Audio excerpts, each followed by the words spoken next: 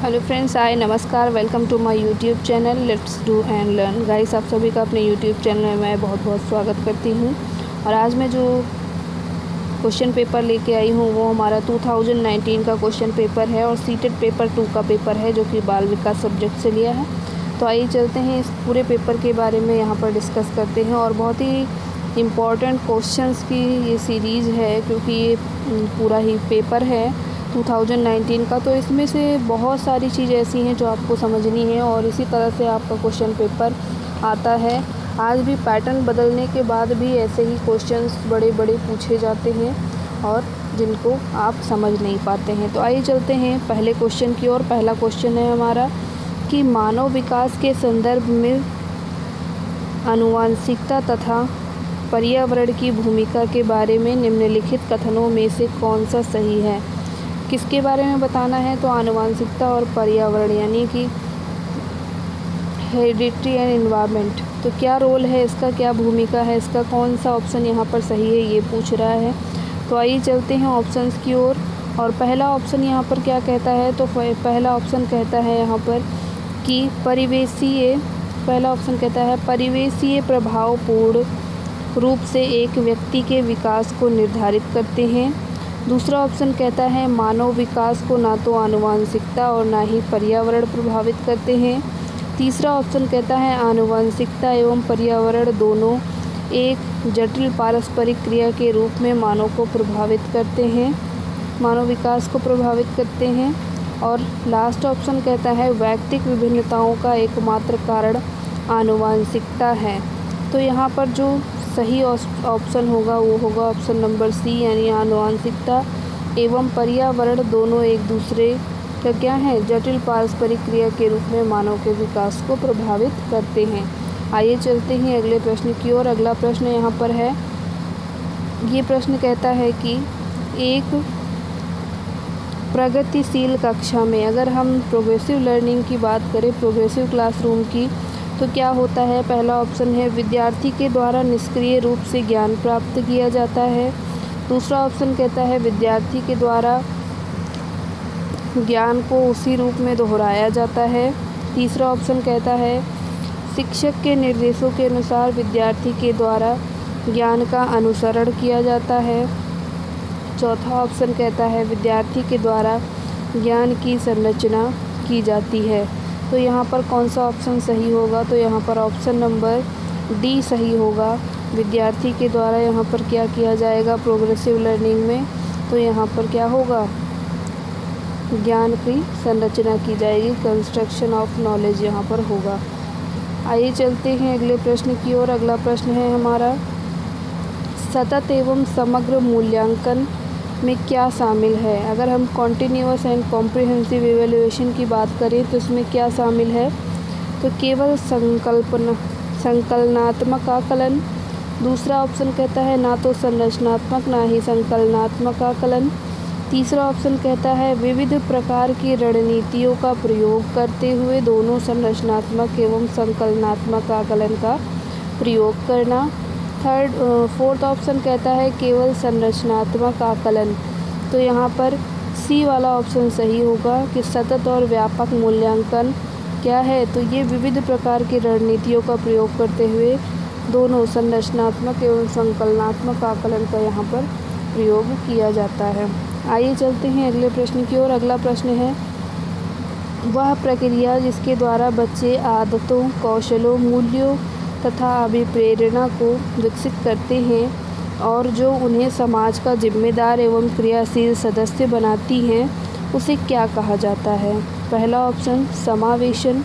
दूसरा ऑप्शन मुख्यधारा से जुड़ना। तीसरा ऑप्शन विभेदीकरण और चौथा ऑप्शन है सामाजिकरण। तो 4 ऑप्शन में से कौन सा राइट आंसर होगा? तो यहाँ पर जो सोशलाइजेशन है, सामाजिकरण, ये ऑप्शन यहाँ पर सही उत्तर होगा। आइए चलते हैं अगले प्रश्न की ओर। अगला प्रश्न है हमारा एक समावेशी कक्षा में शिक्षक को क्या करना चाहिए?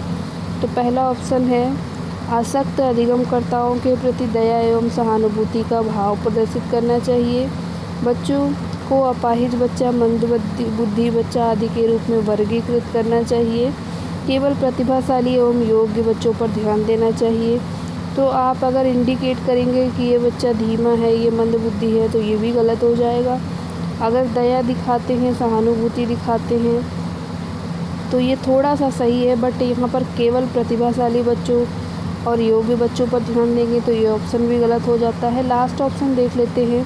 यह विश्वास करना चाहिए कि वे प्रत्येक बच्चे में अपनी योग्यता और शक्ति के अनुसार सीखने की क्षमता होती है।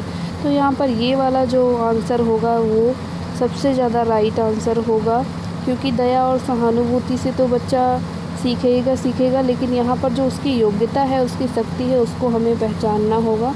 तो इस प्रश्न के लिए ऑप्शन नंबर डी यहाँ पर सही उत्तर होगा। आइए चलते हैं, थोड़ा सा बड़ा क्वेश्चन है, पहले हम इसके क्वेश्चन को पढ़ लेते हैं। उसके बाद एक विद्यार्थी कक्षा में निम्नलिखित लक्षण प्रदर्शित करता है।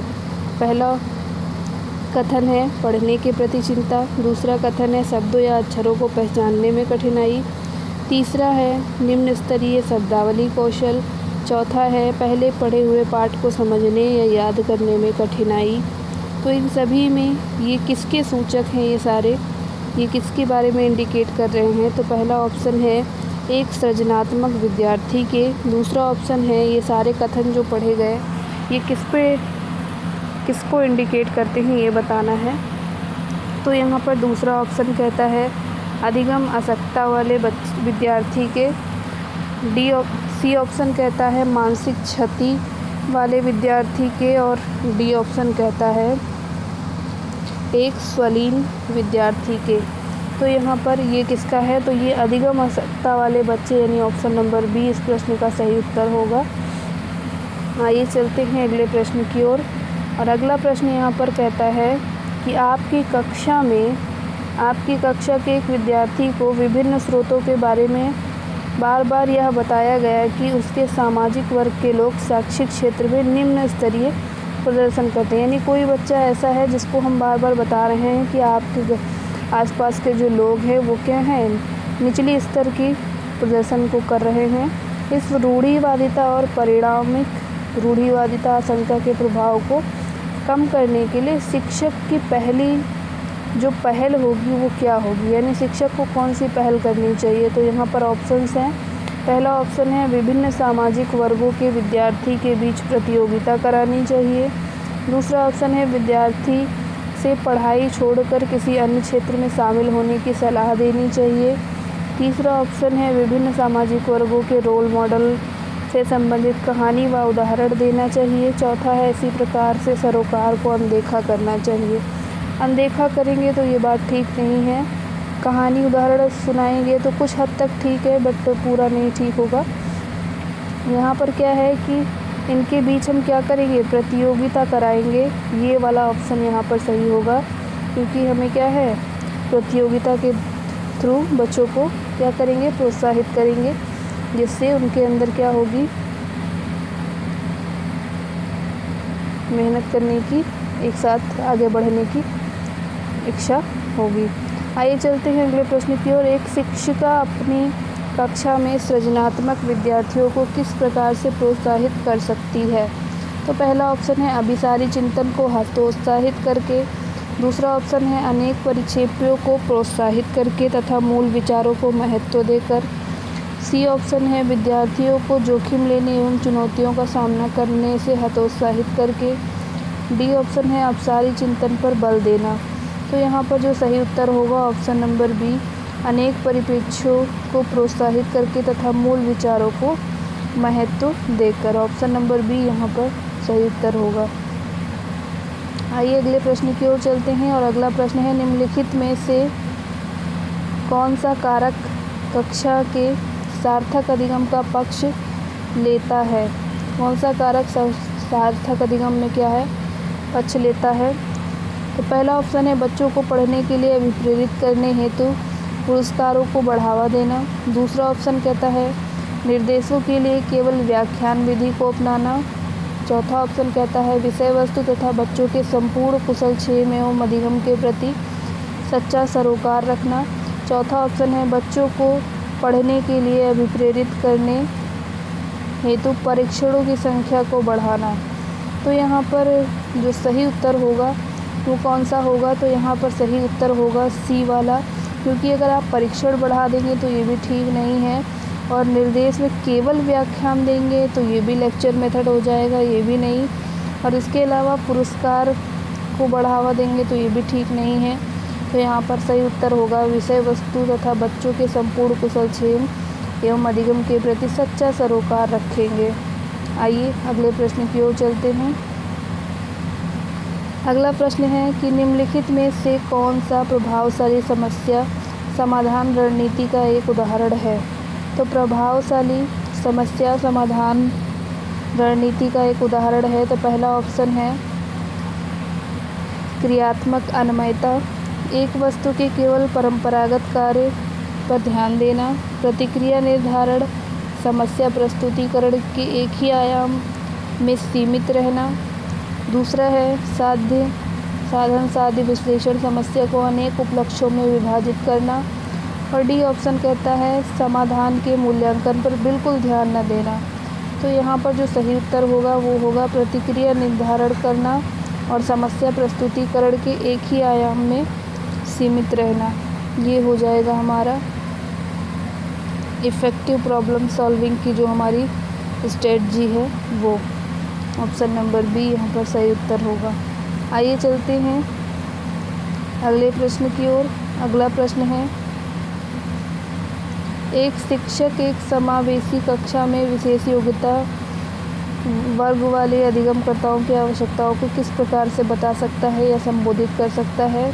तो इस प्रश्न के लिए जो पहला ऑप्शन है वो है विद्यार्थियों को निर्देश देने के लिए एक तरीके का प्रयोग करना। दूसरा ऑप्शन है अत्यधिक लिखित गृह कार्य देना तथा उत्तरों को अन्य प्रतिभाशाली विद्यार्थियों से नकल करने पर दबाव डालना। तीसरा है प्रत्येक विद्यार्थी के अधिगम के सशक्त पक्षों एवं कमजोरियों का विश्लेषण के आधार पर अधिगम की विशिष्ट यहाँ पर अधिगम उद्देश्य को करना। और लास्ट है आकलन के लिए पेपर पेंसिल टेस्ट। तो यहाँ पर ये रटने पर ध्यान दिया जा रहा है, गलत ऑप्शन हो जाएगा। अत्यधिक लिखित कार्य गृह कार्य देंगे, ये भी गलत ऑप्शन हो जाएगा। और फर्स्ट वाला भी हमारा गलत ऑप्शन हो जाएगा, तो सी वाला यहाँ पर सही उत्तर होगा। आइए चलते हैं अगले प्रश्न की ओर। अगला प्रश्न है हमारा शिक्षक कक्षा में पढ़ने में ध्यान न देने वाले बच्चों को किस प्रकार से बर्ताव कर सकते हैं? पहला ऑप्शन है पूरी कक्षा के सामने उन्हें बार बार डांटकर, तो ये तो गलत हो जाएगा। उनसे बात करके उनकी रुचि या रुचि जानने की कोशिश करना। उसके बाद अगला ऑप्शन है उन्हें गृह कार्य में अत्यधिक वर्कशीट दे देना। और लास्ट ऑप्शन है बच्चों को कक्षा के बाहर, तो बाहर भेज देंगे, ये भी गलत है। गृह कार्य अधिक दे देंगे, ये भी गलत है। पूरी कक्षा में बार बार डांटेंगे, ये भी गलत है। ऑप्शन नंबर बी यहाँ पर सही उत्तर होगा। अगले प्रश्न की ओर चलते हैं। अगला प्रश्न है संरचनावादी उपागम बताता है कि डैश ज्ञान की संरचना के लिए अत्यंत आवश्यक है। पहला ऑप्शन है अनुबंधन, दूसरा है दंड, तीसरा है यंत्रवत याद करना, और डी ऑप्शन कहता है विद्यार्थियों का पूर्व ज्ञान। तो यहाँ पर इस प्रश्न के लिए सही होगा पूर्व ज्ञान विद्यार्थियों का। ऑप्शन नंबर डी सही उत्तर होगा। आइए चलते हैं अगले प्रश्न की ओर। अगला प्रश्न है हमारा, ये कहता है कि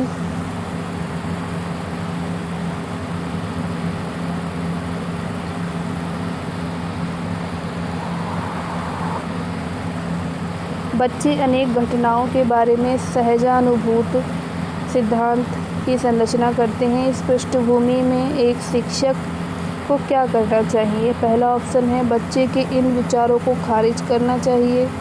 दूसरा ऑप्शन है बच्चे के विचारों एवं सिद्धांतों को अनदेखा करना चाहिए। थर्ड ऑप्शन है बच्चों को इन विचारों के लिए डांटना चाहिए क्योंकि ये विचार उनके शिक्षण में हस्तक्षेप करते हैं। और फोर्थ ऑप्शन है संवाद के द्वारा बच्चों की इन अवधारणाओं को चुनौती देना चाहिए। तो अब बच्चों को खारिज कर देंगे तो ये गलत हो जाएगा। बच्चों के विचार एवं सिद्धांत को अनदेखा करेंगे, ये भी गलत हो जाएगा। बार बार डांटना, ये भी गलत हो जाएगा। सबसे ज़्यादा क्या है कि उनको चुनौती देंगे संवाद के लिए।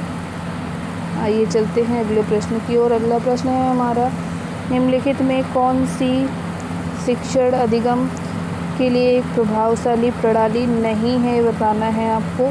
तो फर्स्ट ऑप्शन है प्रयोग एवं पर्यवेक्षण, दूसरा है संवाद एवं परिचर्या, तीसरा ऑप्शन है यहाँ पर दिए गए ज्ञान को दोहराने पर ध्यान केंद्रित करना, चौथा ऑप्शन है बच्चों को अंतर्दृष्टि के द्वारा अनुमान लगाने के लिए प्रोत्साहित करना। तो यहाँ पर कौन सा होगा, तो ऑप्शन नंबर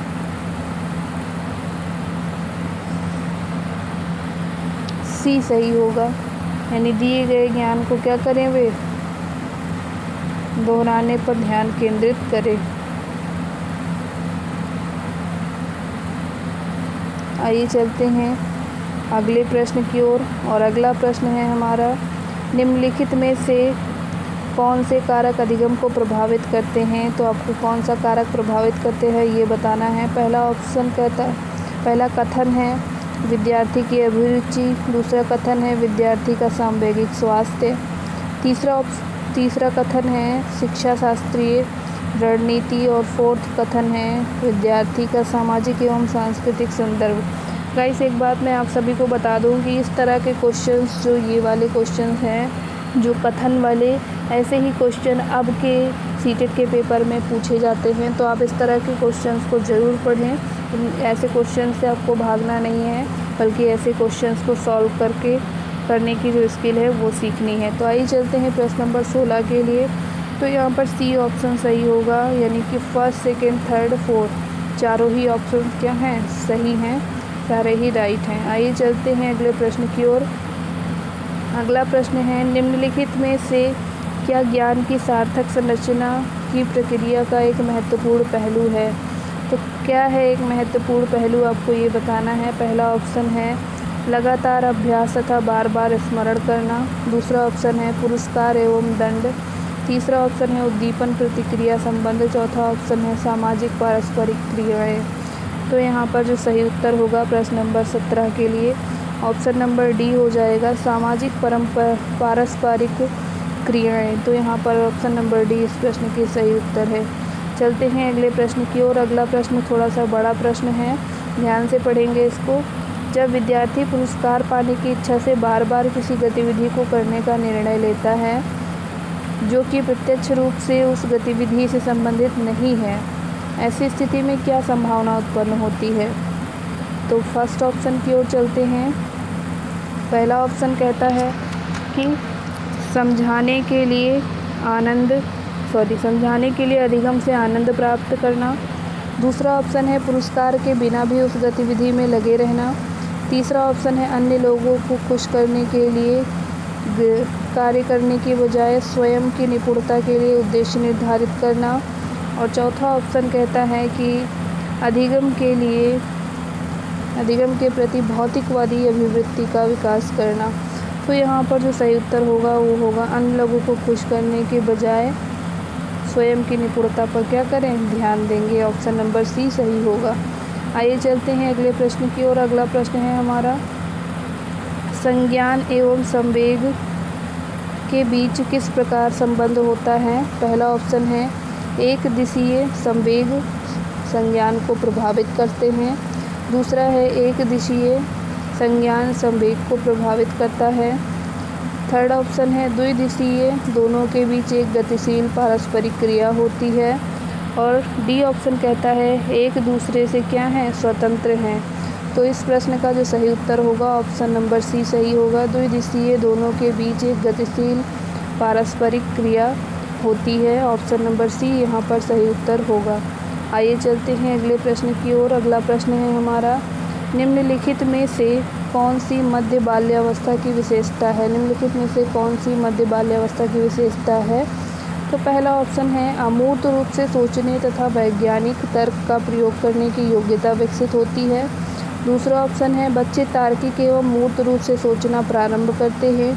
तीसरा ऑप्शन है अधिगम मुख्य रूप से संवेदी एवं चालक गतिविधियों द्वारा घटित होता है, और डी ऑप्शन कहता है शारीरिक वृद्धि एवं विकास बहुत तेज़ गति से होती है। तो प्रश्न नंबर 20 का जो सही उत्तर होगा वो होगा बच्चे तार्किक एवं मूर्त रूप से सोचना प्रारंभ कर देते हैं। ऑप्शन नंबर बी सही होगा। आइए चलते हैं अगले प्रश्न की ओर। अगला प्रश्न है हमारा परिवार एवं पास पड़ोस बच्चों के समाजीकरण की प्राथमिक एजेंसी हैं, मध्य एजेंसी है, द्वितीयक एजेंसी हैं या मनोवैज्ञानिक एजेंसी हैं। तो ये क्या हैं? तो प्राथमिक एजेंसी होंगी। फर्स्ट ऑप्शन यहाँ पर सही उत्तर होगा। आइए चलते हैं अगले प्रश्न की ओर। अगला प्रश्न कहता है कि बाल्यावस्था की अवधारणा से क्या अभिप्राय है? बाल्यावस्था की अवधारणा से क्या अभिप्राय है? पहला ऑप्शन है समकालीन सामाजिक संरचनावादी मनोवैज्ञानिक के अनुसार यह एक सामाजिक संरचना है। दूसरा ऑप्शन यह है कि बच्चे दुष्ट रूप में पैदा हुए हैं। थर्ड ऑप्शन है यह कि बच्चे शून्य से शुरुआत करते हैं और उनके गुण पूरी तरह से परिवेश के द्वारा निर्धारित किए जाते हैं। डी ऑप्शन है यह विभिन्न सांस्कृतिक संदर्भों में सार्वभौम रूप से समान है। तो इस प्रश्न का जो सही उत्तर होगा प्रश्न नंबर 22 का, तो ये डी ऑप्शन होगा, सांस्कृतिक संदर्भों में सार्वभौम रूप से क्या है? समान है। आइए अगले प्रश्न की ओर चलते हैं। अगला प्रश्न है समाज में विभिन्न लिंगों के लिए उपयुक्त मानी जाने वाली प्रारूपिक विशेषताओं के बारे में जन सामान्य की अवधारणाओं को क्या कहते हैं? पहला ऑप्शन है जेंडर भूमिकाएं, दूसरा है जेंडर पहचान, तीसरा है जेंडर रूढ़िवादिता और चौथा है जेंडर विभेदीकरण। तो यहाँ पर कौन सा प्रश्न उत्तर सही होगा? ऑप्शन नंबर सी सही होगा कि इसको क्या बोलते हैं? तो हम जेंडर स्टीरियोटाइप यानी जेंडर रूढ़िवादिता बोलते हैं। आइए अगले प्रश्न की ओर चलते हैं। अगला प्रश्न है हाल ही में पाठ्यचर्या में ऐसी कहानियों को शामिल करने के लिए विवेकशील प्रयास किया गया है जिसमें पिता घर के कार्यों में लगा रहता है, माता साहसी गतिविधियों को करती है। यह कदम किस लिए उठाया गया है, क्यों महत्वपूर्ण है, ये बताना है आपको। तो आइए चलते हैं फर्स्ट ऑप्शन की ओर। पहला ऑप्शन है कि यह जेंडर रूढ़िवादिता को समाप्त करता है। दूसरा ऑप्शन यह जेंडर स्थिरता को प्रोत्साहित करता है। तीसरा ऑप्शन यह जेंडर विभेदीकरण को बढ़ाता है। चौथा ऑप्शन यह जेंडर पक्षपात को सशक्त बनाता है। तो यहाँ पर सही उत्तर होगा कि ये क्या करता है? रूढ़िवादिता को ख़त्म करता है, समाप्त करता है। आइए अगले प्रश्न की ओर चलते हैं। वाइगोस्की की थ्योरी से लिया गया प्रश्न है।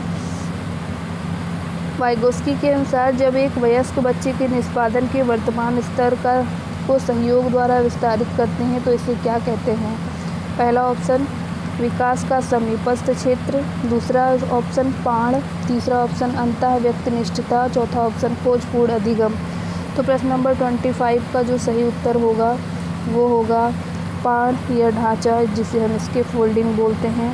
ऑप्शन नंबर बी यहाँ पर सही उत्तर होगा। आइए चलते हैं अगले प्रश्न की ओर। और अगला प्रश्न है हमारा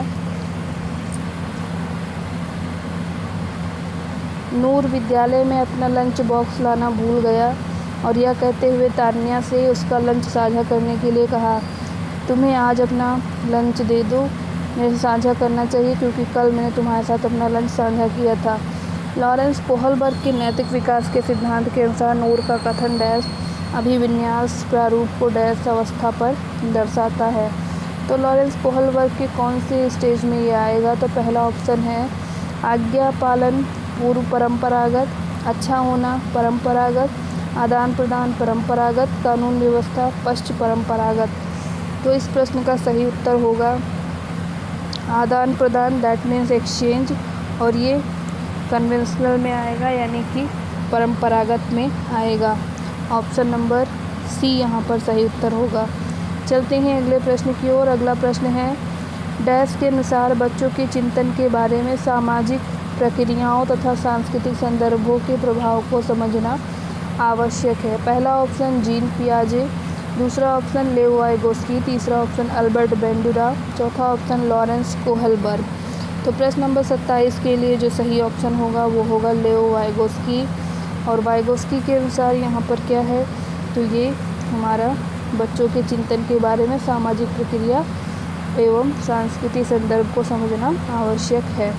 आइए चलते हैं अगले प्रश्न की ओर। और अगला प्रश्न है हमारा प्रश्न नंबर 28। ये कहता है पियाजे के अनुसार पियाजे के संज्ञानात्मक विकास के सिद्धांत में निहितार्थ निकालते हुए ग्रेड 6 से 8 के शिक्षक को अपनी कक्षा में क्या करना चाहिए? यानी 6 से 8 के जो शिक्षक हैं उनको क्या करना चाहिए? पहला ऑप्शन है ऐसी समस्या प्रस्तुत करनी चाहिए जिससे तर्क आधारित समाधान की आवश्यकता हो। दूसरा ऑप्शन एक अवधारणा को पढ़ाने के लिए मूर्त सामग्रियों का प्रयोग करना चाहिए। तीसरा ऑप्शन केवल निर्धारित पाठ्यक्रम पर निर्भर रहना चाहिए। चौथा ऑप्शन तार्किक बहस के प्रयोग को हतोत्साहित करना चाहिए। तो यहाँ पर सी वाला ऑप्शन सही होगा।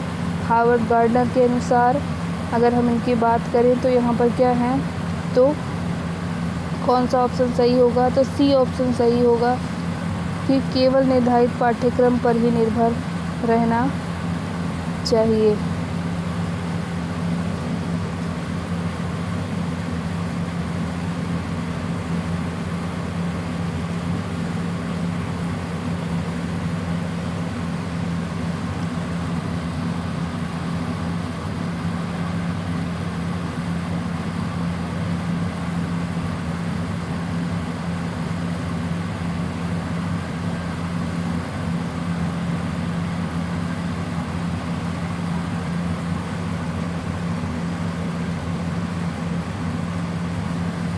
अगले सॉरी गाइस, इस प्रश्न का जो सही उत्तर होगा वो होगा ऑप्शन नंबर 1। ऐसी स्थिति प्रस्तुत करें जो तर्क आधारित हो। तो यहाँ पर आपका हार्वर्ड गार्डनर वाला तो नीचे वाला क्वेश्चन है। यहाँ पर जो इस प्रश्न का सही उत्तर होगा पियाजे वाला। तो ये हमारा क्या है कि तार्किक वाला होगा पियाजे के अनुसार। आइए चलते हैं अगले प्रश्न की ओर। अगला प्रश्न है हार्वर्ड गार्डनर के बहुबुद्धि सिद्धांत के अनुसार तार्किक गणितीय बुद्धि वाले एक व्यक्ति की क्या विशेषताएं हो सकती हैं? तो अगर गणित की बुद्धि की बात करें तो पहला ऑप्शन दृश्य स्थानिक परिवेश को सटीक रूप से ग्रहण करने की योग्यता। दूसरा ऑप्शन संगीतमय अभिव्यक्तियों की आवाज़ के स्तर, ताल एवं सौंदर्य द्वारा गुणों को उत्पन्न करने की प्रशंसा करने की योग्यता। तीसरा ऑप्शन पैटर्न को खोजने की एवं तर्क की लंबी श्रृंखला को हल करने और संवेदनशीलता। लास्ट ऑप्शन है ध्वनि, ताल, शब्द के अर्थ के प्रति संवेदनशीलता। तो इस प्रश्न का जो सही उत्तर होगा वो होगा पैटर्न खोजने की, तर्क एवं लंबी श्रृंखला को हल करने की क्षमता और संवेदनशीलता। लास्ट ऑप्शन है, लास्ट क्वेश्चन है जीन पियाजे के संज्ञानात्मक विकास के सिद्धांत के अनुसार परिकल्पित निगमनात्मक तर्क किस अवधि में विकसित होता है? तो आइए चलते हैं ऑप्शंस की ओर। ऑप्शन कहता है पहला ऑप्शन पूर्व संक्रियात्मक अवस्था, दूसरा है मूर्त संक्रियात्मक अवस्था, तीसरा है अमूर्त संक्रियात्मक अवस्था, चौथा है संवेदी चालक अवस्था। तो यहाँ पर जो सही उत्तर होगा वो होगा formal operational stage, that means अमूर्त संक्रियात्मक अवस्था। ऑप्शन नंबर सी यहाँ पर सही उत्तर होगा। गाइस, आप सभी को हमारी ये वीडियो कैसी लगी? ये हमारा क्वेश्चन पेपर सीटेट पेपर 2 का बाल विकास का 2019 का प्रैक्टिस क्वेश्चन पेपर था। और वीडियो कैसी लगी कमेंट बॉक्स में कमेंट करके ज़रूर बताएं। Thank you for watching, have a nice day. नमस्कार, जय हिंद। ऐसी ही वीडियोज़ के लिए हमारे साथ बने रहिए।